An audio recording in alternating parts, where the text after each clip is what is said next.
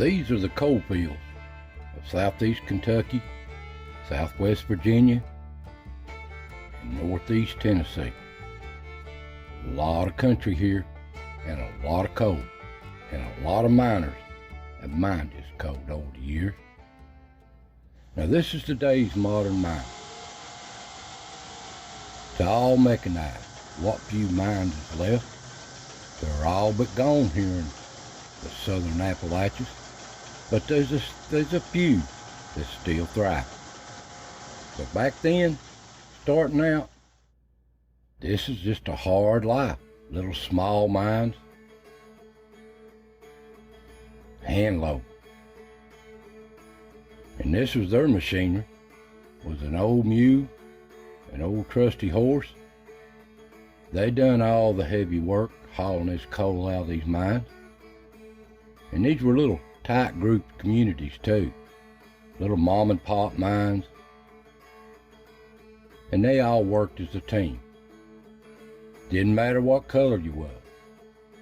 Most just lived just over the hill from the mine, walked home every evening to their family, in little old mining camps like this.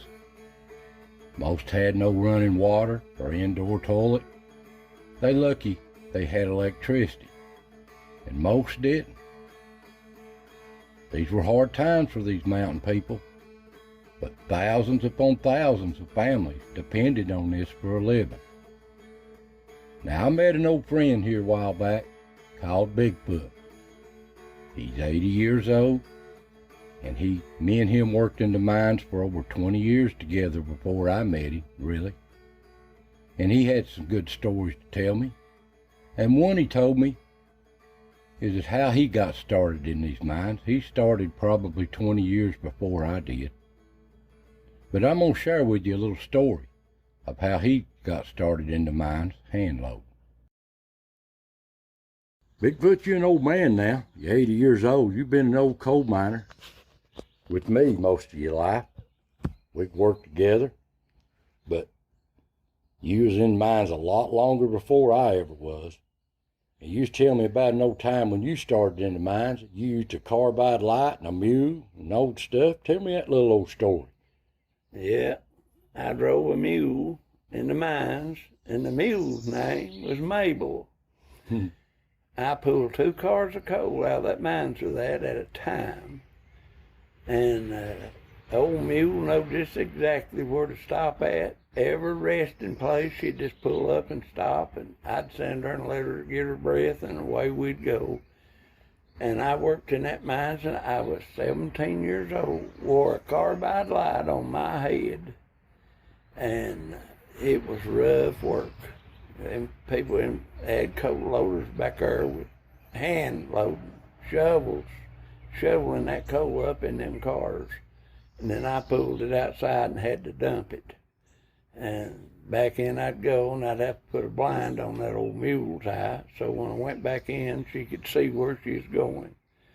And all I had to do was just drive that old mule up to the car, and she'd just politely turn right around to it, and I'd hook her up, and away I'd go. And I worked there till I got me a job where they had regular motors in it. Electrical stuff, yeah. Electrical stuff. But I still had to hand load.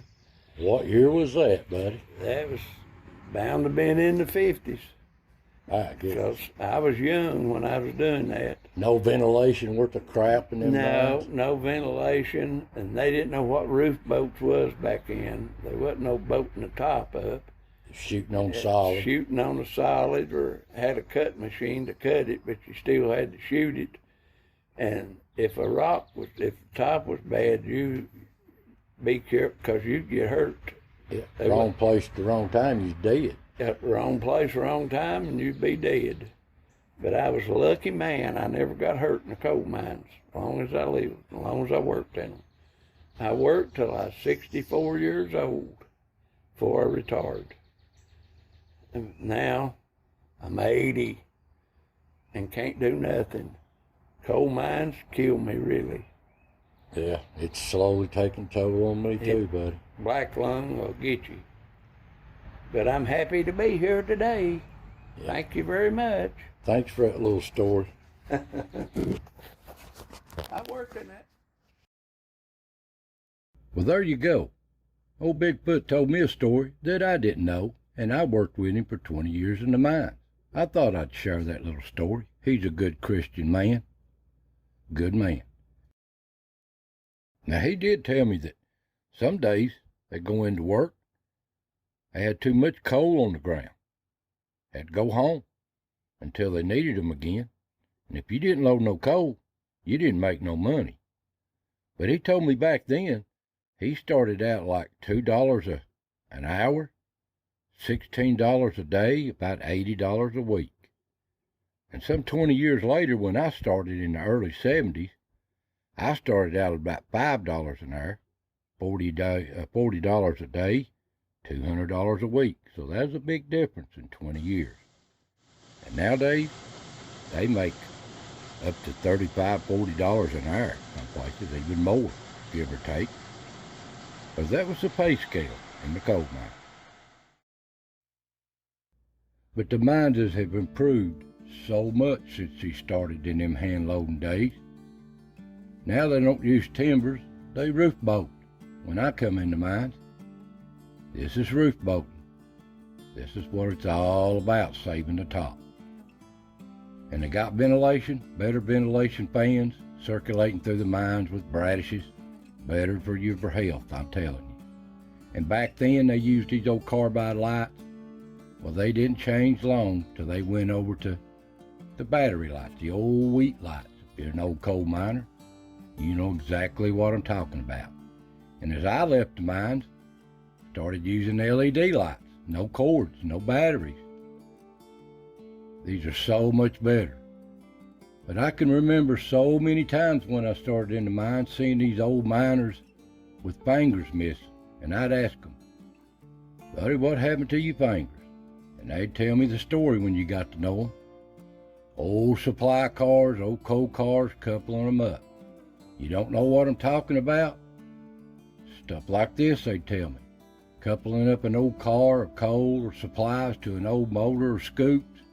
They had an old pin there with a roof bolt plate welded on it. And if you didn't match up them holes and that thing jerked, he'd cut your fingers off. That's what happened. I learnt my lessons from them old timers, and I still got my fingers, thank the Lord. And another sad thing, if you survive all these hazards of coal mining, this is what succumbs to so many of our miners. Slow, agonizing death from black lung. And this black lung, even if they prove that you got it, it is near impossible to get anything from it. So many die before they even get their black lung, if they ever get it at all. And if they do, it's only their families benefit, not the workers. So many laid to rest that are gone in these mountains that work these mines for their families. So many. And I just want to remember, so many of you out there work these old coal mines just like me, but how many is left that hand loaded back in the day? Not many at all. They're leaving us day by day. Not many left, so they need to be remembered. Now my time, I'm third, fourth generation.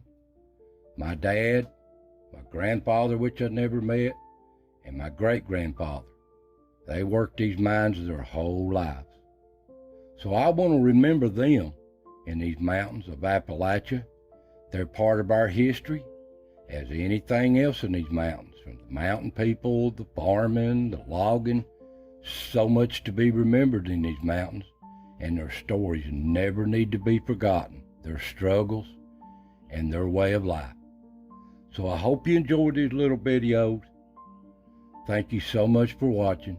God bless, and I'll see you next time.